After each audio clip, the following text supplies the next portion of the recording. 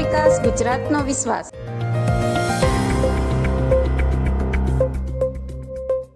ત્રણેય મહાનુભાવો આજે આપણી સમક્ષ એ વાત સ્પષ્ટ કરશે કે ભલે વિપક્ષ પોતાના સ્વાર્થ માટે રોડા નાખે, પણ સરકાર નારી શક્તિના સન્માન માટે પીછેહટ કરવાની નથી. સૌપ્રથમ આપણે આદરણીય વડાપ્રધાન શ્રી નરેન્દ્રભાઈ મોદી સાહેબનો એક વિડીયો નિહાળશું. આજે આપણે વચ્ચે ગુજરાતના લોકપ્રિય મુખ્યમંત્રી માનનીય ભૂપેન્દ્રભાઈ પટેલ તેમજ આજની આ પ્રેસ સંબોધવા ખાસ અહીંયા ઉપસ્થિત કેન્દ્રીય મંત્રી શ્રીમતી રક્ષા ખડકેજી તથા રાજ્યના સરકારના મંત્રી શ્રી મનીષાબેન પટેલ, પ્રદેશ મહિલા મોરચાના અધ્યક્ષા શ્રી અંજુબેન વેકરિયા. મિત્રો, 17 એપ્રિલનો દિવસ એ ભારતના ઇતિહાસમાં નારી શક્તિના સન્માનનો ઐતિહાસિક અને સુવર્ણ દિવસ બની શક્યો હોત, પરંતુ કોંગ્રેસ અને તેના સાથી પક્ષોના કાવતરાના કારણે આ દિવસ એ મહિલાના અધિકારો પર એક કાળો ડાઘ જ્યારે બની ગયો.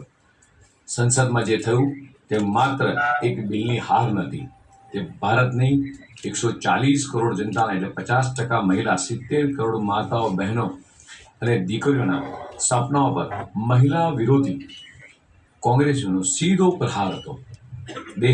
દેશે સ્પષ્ટપણે આ જાણી લીધું છે કે એક બાજુ ભાજપ અને એનડીએની મહિલાઓને સશક્ત બનાવવાની આ વિચારધારા છે, અને બીજી બાજુ કોંગ્રેસ છે જે મહિલાઓના માર્ગમાં એ અવરોધ બનીને જ્યારે ઊભી છે.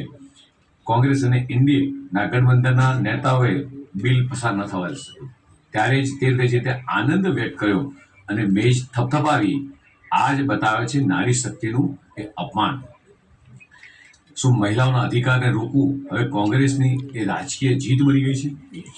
કોંગ્રેસનો ઇતિહાસ મહિલાઓ સાથે છળ, કપટ, વિલંબ અને દગો એ 60 વર્ષ સુધી એક કોંગ્રેસ સત્તામાં રહી, છતાં કોંગ્રેસે મહિલાઓને માત્ર વોટ બેંક તરીકે જ્યારે ઉપયોગ કર્યો છે. આ તો છે કોંગ્રેસની જે માનસિકતા છે એ આખા દેશની તમામ મહિલાઓ સમક્ષ આ છતી થઈ છે. કોંગ્રેસ માટે મહિલાઓના અધિકારો માત્ર ભાષણનો વિષય છે, આ નીતિ નિર્ણયનો વિષય એ ક્યારેય રહ્યો નથી. જે રીતે કોંગ્રેસ અને સાથી પક્ષોએ મળી આ બિલને મંજૂર ના થવા દીધું, આ કોઈ સંજોગ નહોતો કે બિલમાં 2/3 બહુમતીથી થોડું ઓછું રહ્યું. આ એક પૂર્ણ આયોજિત એ રાજકીય એ ષડયંત્ર હતું. કોંગ્રેસની એક જ પેટર્ન રહી છે, કોઈ પણ રિફોર્મ આવે ત્યારે જુઠ્ઠી બોલવું અને ભ્રમ ફેલાવો અને પ્રજાને ભરમાવવાનો. ભાજપ માટે નારી શક્તિને સશક્ત કરવાનો જે વિષયનો સત્તાનો મુદ્દો નથી, સમાનતા અને અધિકારનો મુદ્દો છે. દેશની મહિલાઓ આ બધું જોઈ રહી છે. હાલ ભલે કોંગ્રેસ આ મહિલાઓના અધિકાર છીનવી એ જશ્નના મૂડમાં હોય, પણ કોંગ્રેસને દેશની મહિલા શક્તિ ચોક્કસ આનો જવાબ આપશે. માન્ય મુખ્યમંત્રીશ્રી અને માન્ય કેન્દ્રીય મંત્રી પણ આપણને સૌને સંબોધવાના છે. મિત્રો, ધન્યવાદ સાહેબ. અને હવે હું વિનંતી કરીશ ગુજરાત રાજ્યના લોકલાડીલા મુખ્યમંત્રી આદરણીય શ્રી ભૂપેન્દ્રભાઈ પટેલ સાહેબને કે તેઓ પોતાના આ વિષય પર વાત મૂકશે.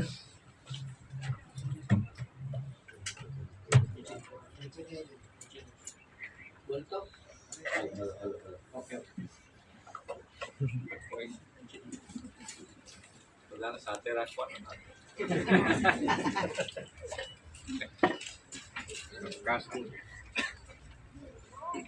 આજની આ પ્રેસ કોન્ફરન્સમાં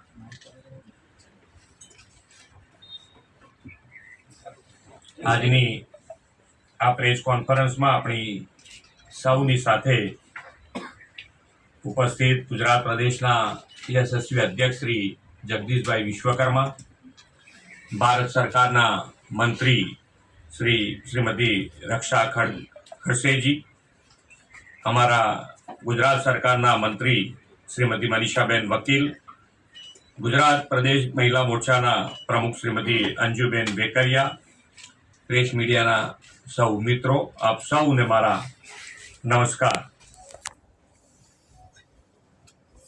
સનાતન હિન્દુ સંસ્કૃતિમાં પૂજનીય સ્થાન ધરાવતી માતૃશક્તિ એવી માતા બહેનોનું સન્માન ગૌરવ કરવાની એક મોટી સુવર્ણ તક આપણને મળી હતી.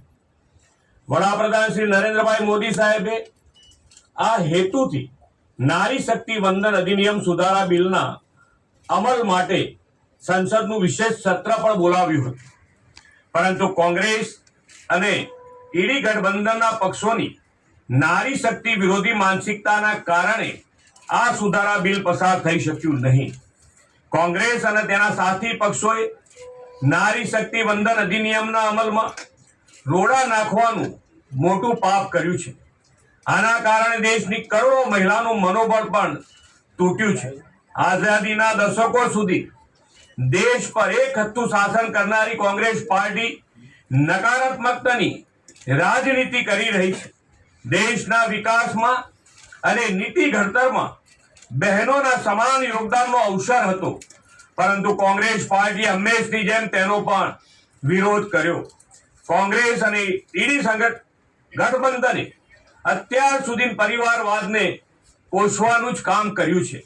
શ્રી મોદી સાહેબના નેતૃત્વમાં દેશમાં થઈ રહેલ રિફોર્મ્સ કોંગ્રેસ કલ્ચરવાળા લોકો સાંખી શકતા નથી.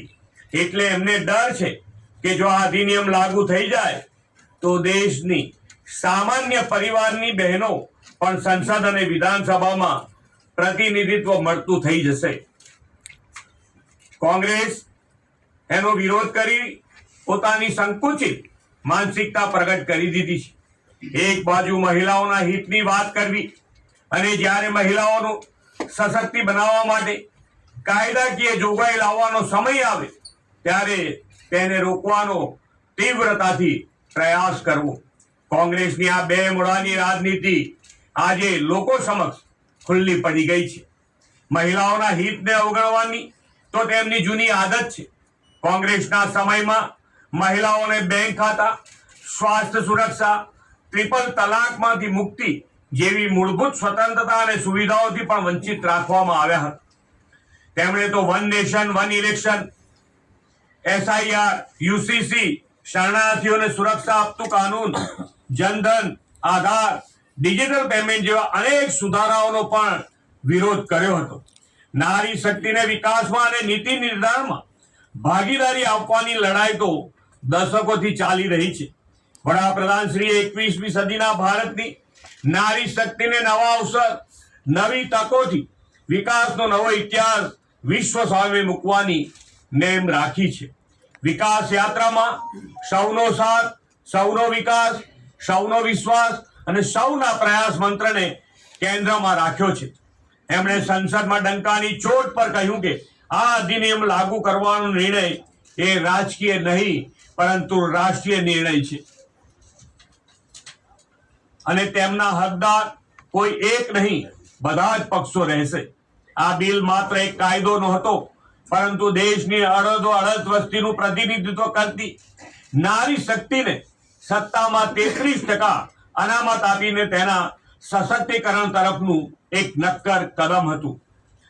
આવો વિરોધ કરીને કોંગ્રેસ અને તેમના સાથી પક્ષોએ નારી શક્તિનું હળહળતું અપમાન કર્યું છે, પરંતુ દેશની 100% બહેનોના આશીર્વાદ શ્રી મોદી સાહેબ સાથે છે અને હંમેશા રહેવાના છે.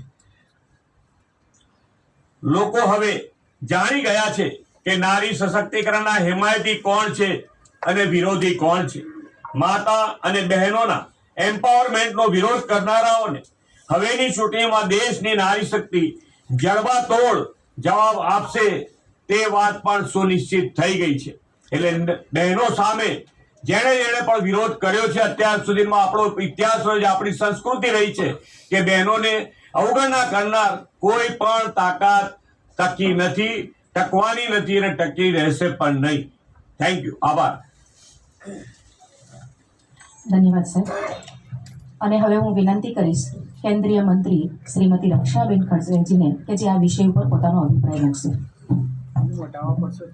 आज के इस प्रेस में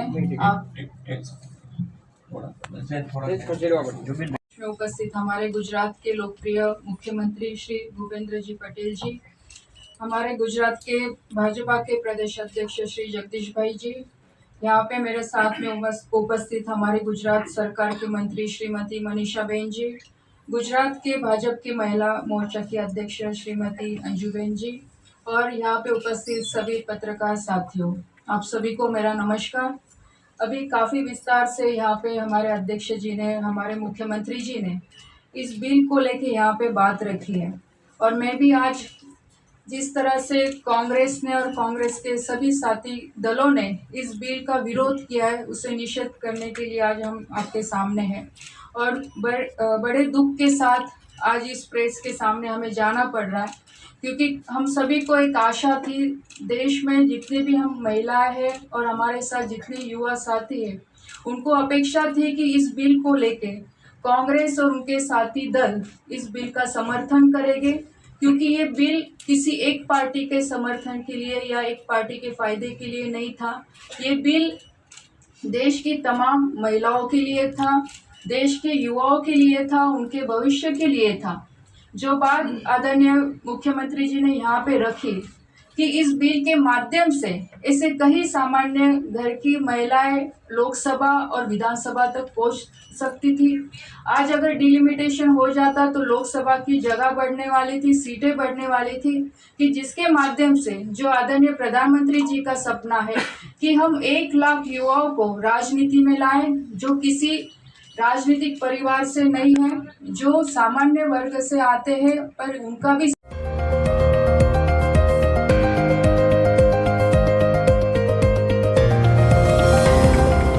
ગુજરાતનો સાથ, ગુજરાતનો વિકાસ, ગુજરાતનો વિશ્વાસ।